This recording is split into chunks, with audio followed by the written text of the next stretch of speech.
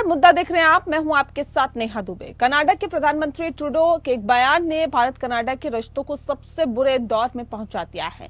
अपने रुख पर अड़े ट्रूडो अपनी अल्पमत वाली सरकार को बचाने के लिए खालिस्तानी आतंकियों के हाथ की कठपुतली बन गए हैं। खालिस्तानी आतंकियों के लिखे स्क्रिप्ट को ट्रूडो पढ़ रहे हैं। अमेरिका यात्रा पर गए ट्रूडो ने न्यूयॉर्क में भारत पर लगाए अपने आरोपों को दोहराया, लेकिन भारत ने कनाडा को स्पष्ट शब्दों में संदेश दे दिया है कि अभिव्यक्ति की आजादी की आड़ में भारत विरोधी टूल किट अब नहीं चलेगी। वहीं उत्तरी अमेरिका के देशों में रहने वाले सिखों के संगठन सिख ऑफ अमेरिका ने ट्रूडो पर सिख समाज को बांटने का आरोप लगाया। उन्होंने कहा कि कनाडा में रहने वाला हर सिख खालिस्तान समर्थक नहीं है। उधर अमेरिका, ब्रिटेन, ऑस्ट्रेलिया समेत कई देश इस मामले पर टिप्पणी करने में सतर्कता बरत रहे हैं, जबकि रूसी मीडिया ने ट्रूडो पर सवाल उठाते हुए भारत के रुख का समर्थन किया है।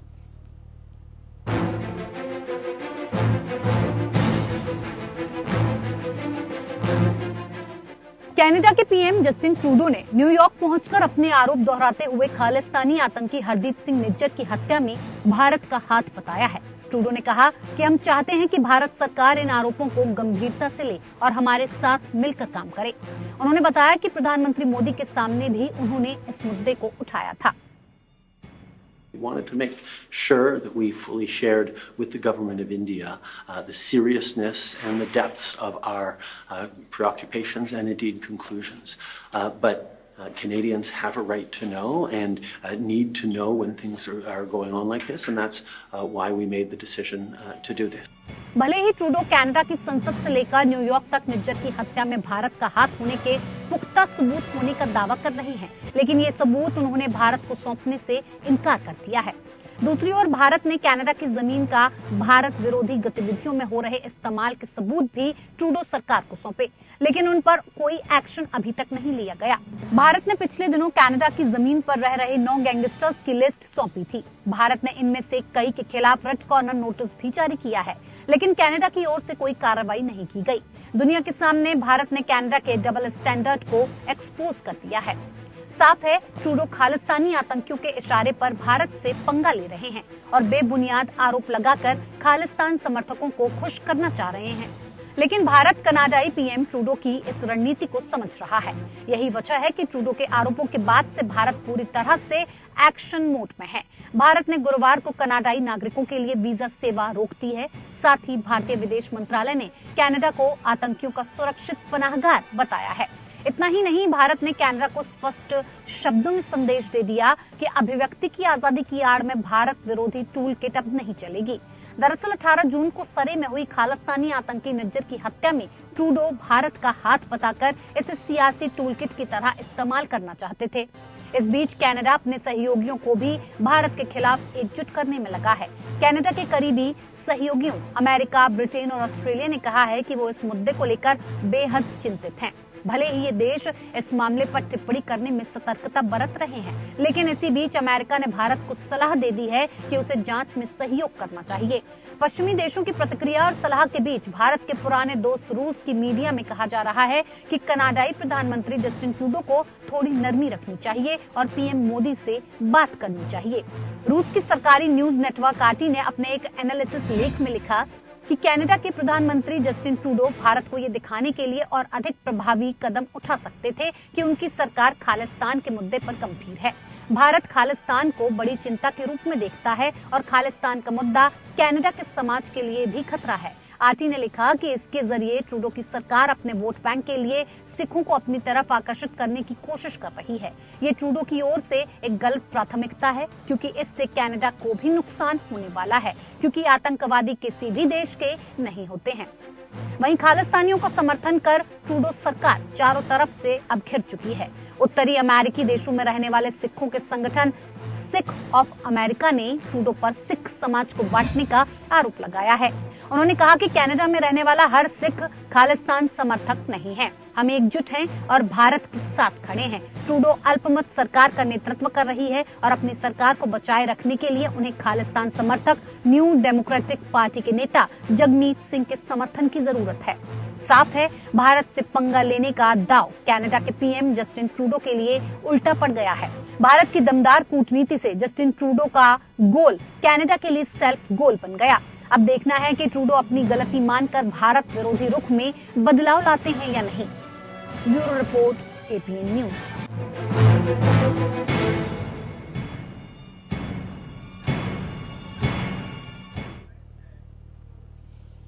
और भारत कनाडा के रिश्ते पे आज हम तफसील से चर्चा करेंगे। खास मेहमान हमारे साथ मौजूद है, उनसे आपका परिचय करा देते हैं। इस वक्त हमारे साथ प्रोफेसर एसजे मुनि जी हैं, पूर्व राजनयिक है। सर, बहुत स्वागत है आपका।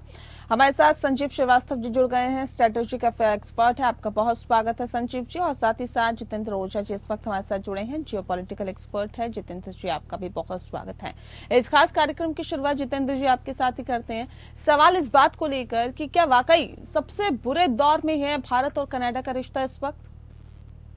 जी, रिश्ता तो है, लेकिन मैं समझता हूँ कि इस मुद्दे पे हमें ट्रूडो साहब को कनाडा से थोड़ा अलग करके देखना होगा। सही है कि वो कनाडा के प्राइम मिनिस्टर हैं, कनाडा के बिहार पे बहुत बातचीत कर रहे हैं, लेकिन इस समय उनकी अप्रूवल रेटिंग सभी को पता है कि बहुत कम थी। 63% लोग चाहते हैं उनकी वो राजनीति छोड़ दें, 25% के आसपास लोग चाहते हैं कि दोबारा कंटेस्ट करें, और उनकी व्यक्तिगत ये में भी देखें कि बहुत से लोग उनसे नाखुश हैं। अब वो इस बात पर रिलाई कर रहे हैं कि कुछ छोटे छोटे लोगों के साथ मिलकर जो है अपनी सत्ता का वो दुरुपयोग करें। और मुद्दा क्या है इसमें? हाँ जी, मुद्दा ये है कि कनाडा की टेरिटरी का इस्तेमाल हो रहा है भारत के खिलाफ एक छद्म युद्ध में। ऑर्गेनाइज्ड क्रिमिनल्स और टेररिस्ट को शेल्टर किया जा रहा है। ये कोई वैज्ञानिक नहीं है, ये कोई ह्यूमन राइट्स एक्टिविस्ट नहीं है, वो हेनस क्राइम में इन्वॉल्व टेररिस्ट हैं जिनको वो शेल्टर कर रहे हैं। किसकी वजह से कर रहे हैं, क्यों कर रहे हैं, हमें पता नहीं है। तो ये भारत का ये ग्रीवांस होना बहुत ही लेजिटिमेट है कि आप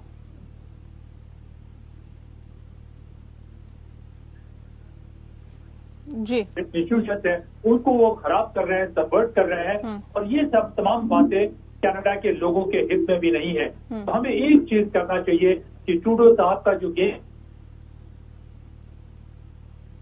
जी तो बेस को बढ़ाते हैं, हमें उसको पंक्चर करना है, हमें उनको इंटरनेशनली एक्सपोज करना है, हमको उनको डोमेस्टिकली एक्सपोज करना है, उनको आइसोलेट करना है।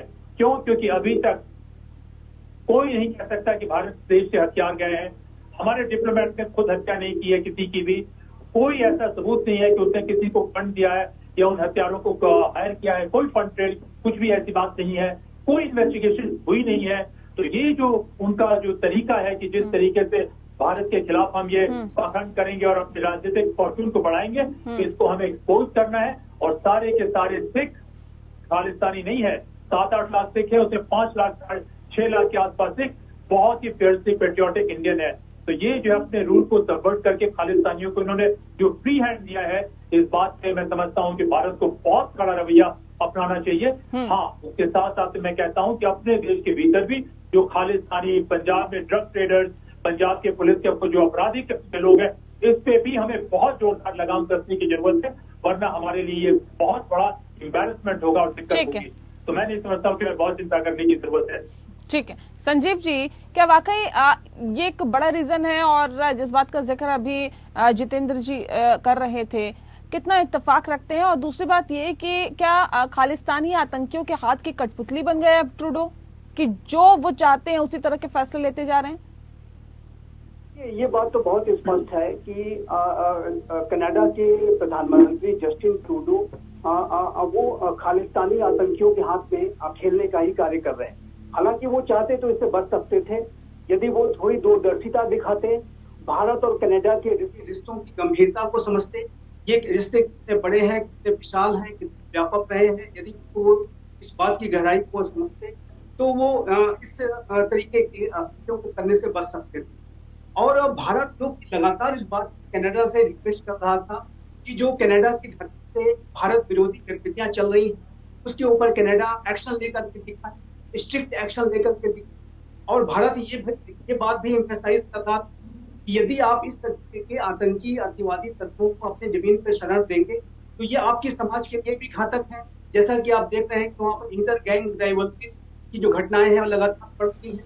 अभी परसों ही एक सुखदोल सिंह गिल अलियास सुखा दिनोकी नामक एक गैंगस्टर है जो भारत में वांछित था, उसको वहां उसकी हत्या हो गई है। और इसी तरह की पहले भी इंटर गैंग राइवलरी की जो घटनाएं रही हैं, तो कनाडा इस तरीके की घटनाओं पर लगाम लगाने की बजाय उसने भारत के विरुद्ध ही आरोप लगा दिया और इतना गंभीर आरोप लगा दिया और ऐसे फोरम से अपने पार्लियामेंट से होकर के वहां के प्रधानमंत्री इस तरह की बात करते हैं कि भारत को कतई स्वीकार नहीं होगा, भारत इस तरीके के आरोपों को कभी भी बर्दाश्त नहीं करेगा।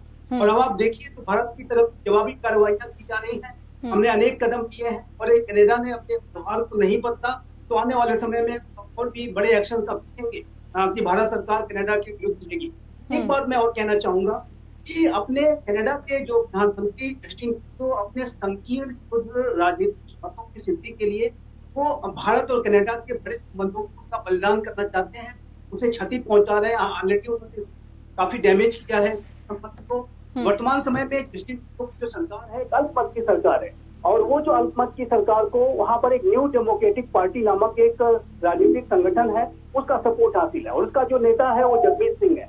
और ये जगमीत सिंह नामक जो न्यू डेमोक्रेटिक पार्टी का जो लीडर है, इसके जो खालिस्तानियों के साथ गहरे संपर्क हैं, ये चाहे वो हरदीप सिंह निज्जर रहा हो, चाहे वो गुरपतवंत सिंह पन्नू हो और जितने भी अन्य जो खालिस्तानी आतंकी अतिवादी तत्व हैं, उनके साथ जो है जगमीत सिंह के गहरे ताल्लुकात हैं। और उनके दबाव में आकर के और अपने सरकार को बचाने की कवायद में लगे रहने की वजह से वो भारत और कनाडा जैसे बड़े संबंधों को उन्होंने दांव पर लगा दिया है। तो ये मुझे लगता है कि बेहद अदूरदर्शी अपरिपक्व कदम है। जस्टिन ट्रूडो एक राजनीतिक परिवार से आते हैं, उनके पिता भी कनाडा के प्रधानमंत्री रह चुके हैं, लेकिन ऐसा लगता है कि उनके अंदर वो दूरदर्शिता नहीं है कि वो भारत जैसे विश्व के सबसे बड़े लोकतांत्रिक बिल्कुल ये कदम तो यही बता रहा है कि देखिए दूरदर्शिता नहीं है, अपरिपक्वता को भी कहीं ना कहीं दर्शा रहा है। लेकिन जितेंद्र ओझा जी, सवाल इस बात को लेकर भी है कि भारत और कनाडा के संबंध खराब होते जा रहे हैं सर, लेकिन ये कहाँ तक इसके हालात जा सकते हैं, क्या देख पा रहे हैं? मैं नहीं समझता हूँ कि बहुत लॉन्ग तक इसका असर होगा। मुझसे अगर राय पूछी जाए तो मैं कहूंगा कि हमें कनाडा के ऑपोजिशन लीडर से, वहाँ के सिविल सोसाइटी के लोगों से, हर एक लेवल से लोगों से हमें इंगेज करने की जरूरत है। अपनी सिख डायस्पोरा है उससे भी इंगेज करने की जरूरत है। जैसा संजीव जी भी कह रहे थे कि वहाँ पे अगर ड्रग बढ़ता है, देखिए होमलेसनेस के ड्रग की बहुत अधिक समस्या है। वैंकूवर में मैं तो कई दफे ट्रैवल किया हूँ, वहाँ पे ये जो समस्याएं बढ़ती हैं, गैंग वॉर बढ़ता है, तो वहाँ के लोगों की सुरक्षा पे असर होगा। कनाडा एक लिबरल डेमोक्रेसी रही है, बीकन रही है डेमोक्रेसी की। हालांकि इनके पिताजी बहुत बड़े टिकड़मबाज के रूप में उनको जाना जाता है, बहुत लंबा समय वो रहे और उसके बाद उन्होंने भी बड़े सिस्टम को सबवर्ट करने की कोशिश की। उस समय भी खालिस्तानी थे और उन्होंने उसको ध्यान नहीं दिया। तो इस वजह से मैं नहीं समझता हूँ कि पूरी कनाडा हमारे खिलाफ होगी और हमें भी ध्यान देना है कि कोई कोलैटरल डैमेज हमारे तरफ से बिल्कुल नहीं हो। आपने भी अपने शुरुआत में कहा सारे सिर्फ खालिस्तानी नहीं है, बहुत छोटा सा तबका है जो खालिस्तानी है। हमें कनाडा की डेमोक्रेसी को प्रोटेक्ट करने में पूरी मदद करनी चाहिए कि जिस हद तक हो सके, ताकि ये ऑर्गेनाइज क्राइम बंद हो। और एक और हम लोगों को शक है कि ये जितने रियल एस्टेट में जिस तरीके से चाइना का वर्चस्व बढ़ रहा है, इतनी बड़ी जमीन है, इतना बड़ा लैंड मास है, तो लोग यही कहते हैं कि जहां कहीं कोई बड़ी जमीन दिखाई पड़ती है तो चीनी उसको कब्जा कर लेते हैं। तो टेररिज्म जो है कोई लॉ एंड ऑर्डर प्रॉब्लम नहीं है निहाजी, टेररिज्म एक कवर्ड वॉर है और ये कवर्ड वॉर जो है उसके लिए उन्होंने कनाडा की जमीन का इस्तेमाल होने दिया है। ये हम बहुत ही अग्रीव होना चाहिए हम लोगों को। और ये जो हुआ है तो उसके बाद जब उसके फॉल आउट हो रहे हैं तो फॉल आउट पे भी वो हमें दोष दे रहे हैं। भाई अगर आप इनको पाल के रखिएगा तो कभी न कभी तो ये डिस्प्यूट होना ही होना है और फॉल आउट होगा। इस वजह से हमें ध्यान रखना है कि हम जस्टिन ट्रूडो को कनाडा से अलग करके देखें। जस्टिन ट्रूडो खालिस्तानी और कुछ ऐसे ऑर्गेनाइज्ड क्रिमिनल और ये लोग हैं, ये एक साथ में आ गए, एक पेज में आ गए, ये अलग है, रेस्ट ऑफ द कनाडा अलग है। और मैं समझता हूँ कि ये चुनाव हारने जा रहे हैं और इनके खिलाफ जरूर इंक्वायरी होगी, लोकल इंक्वायरी भी हो और इंटरनेशनल इंक्वायरी भी हो कि क्यों ये है ऑर्गेनाइज्ड क्रिमिनल्स और टेररिस्ट को सपोर्ट कर रहे हैं। क्यों? क्योंकि जिनकी हत्या हुई है, जो भी हुई, आपने देखा कि उस डिप्लोमेट को निकालने के बाद भी फिर हत्या हुई है। तो ये हत्या गैंग वॉर का तरीका है। वो कोई ह्यूमन राइट्स के लोग नहीं थे, वो कोई वैज्ञानिक नहीं थे, वो कोई प्रोफेसर नहीं थे। तो ये बात की पूरी जांच होनी चाहिए ट्रूडो साहब के कंडक्ट की। हमें इंटरनेशनली इस बात पे भी जोर देना चाहिए कि इनका क्या कंडक्ट है, किस तरीके से कनाडा के भीतर ये डेमोक्रेसी सबवर्ट कर रहे हैं। कनाडा के लोग ये इसको दरअसल क्या- बौखलाहट भी है और ये समझ नहीं पा रहे कि उनको क्या करना चाहिए, क्या नहीं करना चाहिए और अपनी सरकार को कैसे बचाना चाहिए और कैसे एक बार फिर से सरकार बनानी चाहिए। इस वजह से ये बौखलाहट में उठाया हुआ कदम भी इसे कहा जा सकता है। मुनि जी, आप हमारे साथ जुड़े हुए हैं, चलिए उनसे संपर्क हम साधेंगे। लेकिन संजीव जी, जिस बात का जिक्र अभी देखिए जितेंद्र जी कर रहे थे और बहुत ही बेहतरीन तरीके से इन्होंने समझाया, लेकिन क्या कनाडा कभी खालिस्तानी आतंकियों को अपनी जमीन न मुहैया कराने के लिए राजी होगा क्या? देखिए, कनाडा को इस बारे में कदम उठाने ही होंगे, क्योंकि जो अलगाववाद, आतंकवाद, अतिवाद ये एक वैश्विक चुनौती है। और कनाडा यदि इस तरह के एलिमेंट्स को शरण देता है तो मैं यहाँ पर आपके दर्शकों को बताना चाहूंगा कि कनाडा में जो क्यूबेक प्रोविंस है वहां पर भी अलगाववाद की मांग चल रही है। और वहां पर वहां के जो लोग हैं वो चाहते हैं कि एक अलग जो है राष्ट्र बन जाए। वहाँ एरिया वाइज देखें तो वो सबसे बड़ा वहाँ का प्रोविंस है, जनसंख्या के लिहाज से देखें तो दूसरा सबसे बड़ा प्रोविंस है, और वहाँ पर भी अलगाववाद की मांग चल रही है। और यदि भारत भी जो जस्टिन ट्रूडो के तर्क के आधार पर ये कहना शुरू कर दे कि वहाँ के लोगों को अभिव्यक्ति की आजादी है, फ्रीडम ऑफ असेंबली की आजादी है, वो जो चाहे वो कर सकते हैं, तो जाहिर है कि जस्टिन ट्रूडो का ये जो तर्क है, यदि भारत भी उसी तर्क के आधार पर क्यूबेक के लोगों को सपोर्ट देना शुरू कर दे तो फिर कनाडा की सरकार पर क्या बीतेगी। और जाहिर है कि कनाडा की जो सरकार है, जो उनके प्रधानमंत्री जस्टिन ट्रूडो हैं, उनको इस बात को डिफरेंशिएट करना होगा कि जो वैल्यूज ऑफ डेमोक्रेसी है और आतंकवाद और अतिवाद में क्या अंतर होता है। आप जो लोकतांत्रिक मूल्यों को आतंकी जो है प्रवृत्तियों के साथ नहीं जोड़ करके देख सकते और उसे जस्टिफाई नहीं कर सकते। अभी वो G20 के लीडर समिट में आए थे और जिस तरीके से उन्होंने अपने बयान को रखा कि हम फ्रीडम ऑफ एक्सप्रेशन को, फ्रीडम ऑफ असेंबली को कर्टेल नहीं करेंगे, एक्सेट्रा एक्सेट्रा, और उसको करके उन्होंने जिस तरीके से इस तरीके के एक्शंस और एंटी इंडिया एक्टिविटीज को डिफेंड करने की कोशिश की, तो जाहिर है कि इनका जो कदम है वो आदू डर्टी, जैसे मैंने कहा, नकारात्मक भी है। और इसमें स्पष्ट रूप से लिहाज दिखता है कि ये अपने सरकार को चलाने की इनकी सबसे बड़ी जो उनके जो लालच है, मैं कहूंगा उसको, उसकी वजह से वो भारत और कनाडा जैसे संबंधों को दांव पे लगा रहे हैं। लेकिन जैसा कि ओझा साहब ने कहा, देखिए भारत और कनाडा के जो संबंध हैं विश्व के दो बड़े लोकतांत्रिक राष्ट्रों के संबंध हैं। इनके साझा मूल्य हैं, साझा हित हैं, साझा अवसर हैं, साझा चुनौतियां हैं। और ये जो संबंध है इसमें डायस्पोरा का एक बहुत बड़ा लिंकेज है। जो 14 लाख हमारे प्रवासी भारतीयों रहते हैं, जिसमें कि हमारे 7.5 लाख सिख भाई बहन हैं, जिन्होंने भारत और कनाडा के संबंधों को लगातार बनाने का, बढ़ाने का कार्य किया है। भारत की जो गौरव को, भारत के सम्मान को उन्होंने लगातार ऊंचा उठाया है। और जाहिर है कि वहाँ पर कुछ मुट्ठी भर ऐसे जो लोग हैं जो कि वो आतंकी अतिवादी विचारधारा पे चलते हैं और उनको उनके प्रभाव में आकर के जस्टिन ट्रूडो इतने बड़े संबंधों को दांव पे लगा रहे हैं। अभी आप देखिए निहाल जी, तो अभी एक कंप्रेहेंसिव इकोनॉमिक पार्टनरशिप एग्रीमेंट को लेकर के एक निगोशिएशन चल रहा था। अब इस तनाव की वजह से वो भी अब ठंडे बरसे पे चला गया है। तो ये जो आर्थिक संबंध है जिसका कि स्तर जो बड़े भारत और कनाडा के संबंधों के लिहाज से देखें तो अभी $8 बिलियन का मात्र व्यापार होता है। ये जो व्यापारिक स्तर है बहुत ऊंचा जाना चाहिए। बिल्कुल, और इस तरह की अगर बातें की जाती है तो जाहिर तौर पे तमाम उन चीजों को भी देखा जाता है कि कितना नुकसान होगा, कैसे आगे की हमारी रणनीति होगी, क्या इसका प्रभाव पड़ेगा। लेकिन ट्रूडो क्या सोच रहे हैं ये थोड़ा सा समझ से परे है। लेकिन दिनेश दुबे जी इस वक्त हमारे साथ जुड़ गए हैं, पूर्व राजनयिक है। दिनेश जी, आपका बहुत स्वागत है। सर, जिस तरह का जिक्र अभी किया जा रहा था कि देखिए दोनों सरकारें अब फिलहाल अपने अपने स्टैंड पर कायम है। कनाडा के खालिस्तानी राग से जो रिश्ते हैं वो बिगड़ते जा रहे हैं। भारत के एक कदम हटते ही अरबों डॉलर का नुकसान होगा। अब सवाल इस बात को लेकर है कि क्या आप दूरगामी परिणाम इसके देख पा रहे हैं और क्या लग रहा है कि रिश्ते सुधरेंगे या फिर इसी हालात में चलते रहेंगे? देखिए, रिश्तों के सुधार का जहाँ तक सवाल है, क्योंकि हमारे लिए एक बड़ी समस्या ये है कि अगर हम मान लीजिए कि रिश्ते सुधारने की बात करते हैं इस मुद्दे पर, जिसका मतलब हम स्वीकार कर रहे हैं कि खालिस्तानी जो वहाँ पर एक्टिव है और जिनको वहाँ की गवर्नमेंट देखी जैसा अपेरेंट दिख रहा, तो इतिहास से हम उसे एक्सेप्ट कर दिया खालिस्तान। कहने का मतलब ये है कि ये हमारे सॉवरेनिटी और हमारी टेरिटोरियलिटी का मतलब ये कर्नाटक के लिए एक इशू हो सकता है उसके इलेक्टोरल कॉन्स्टिट्यूंसी का कि वहाँ पर सिख कम्युनिटी प्रोमिनेंट और कोई 8 लाख लोग हैं सिख कम्युनिटी के, उनके लिए अहम हो सकता है, लेकिन हमारे तो पूरा देश का मसला है। आज अगर हम इसको स्वीकार करते हैं तो कल चाइना कुछ नॉर्थ में सकता है, हम उसको भी एक्सेप्ट करें जी। तो मतलब ये है कि ये हमारे लिए तो राष्ट्र की अस्मिता का प्रश्न है।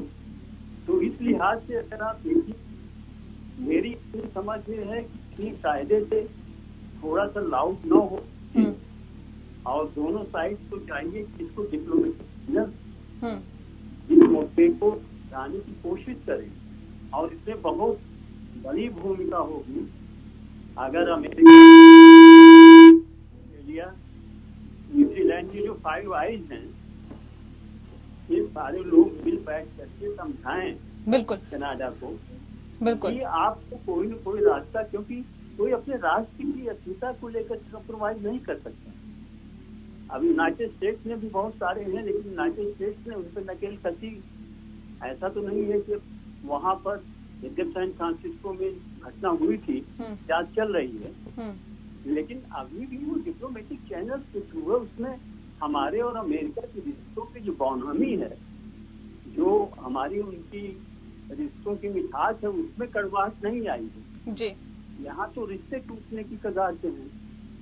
और ऐसा भी कुछ नहीं है कि बहुत बड़ा कोई हमारा कोई उनका ट्रेड लिंक हो। एक तो ये होता है जैसे अमेरिका के साथ है कि अगर आप रिश्ते खराब होते हैं तो $200 बिलियन का जो एनुअल ट्रेड है वो खतरे में पड़ेगा।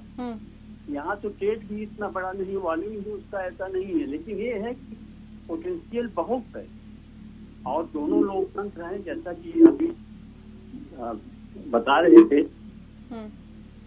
कि दोनों में जो डायस्पोरा है उसमें कम से कम इस किस्म की चीज नहीं होनी चाहिए। 16 लाख 17 लाख हिंदुस्तानी रहता है, अब उसमें सारे लोग सिख तो नहीं है। और दूसरी बात यह है कि एक कोशिश ये होनी चाहिए कि वहाँ से जो नॉन सिख कम्युनिटी है वो वहाँ के सिखों के बीच में जाए और इनको बताए कि ये गलत है। बिल्कुल, तो यहाँ पे जाहिर तौर पे कम्युनिकेट करने की जरूरत है, समझाने की जरूरत है और बताने की जरूरत है कि आखिर क्या करवाया जा रहा है, ये सरासर गलत है।